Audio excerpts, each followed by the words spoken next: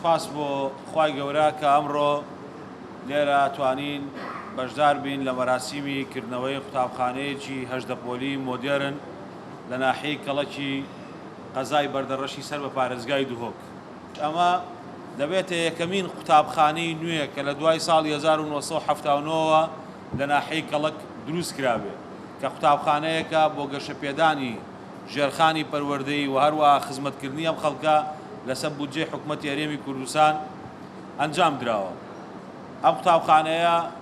کاچێتە بواری خزمەتەوە بۆ ساڵی خوێندنی نوێی 2021-2022 860 قوتابی سوودی لێوەرەگرێ کە ئەمەش ژمارەیەکی باشە لەوەی کە زەختێکی دیکە لەسەر قوتابخانەکانی دیکە کەم دەبێتەوە و لە بینایەکی باشتر و گونجاوتر ژمارەیەکی باش لە قوتابیانی ئێمە دەتوانن سوود لەم قوتابخانەیە وەربگرن. ئێوە شیاوی هەموو خزمەتگوزاریەکەن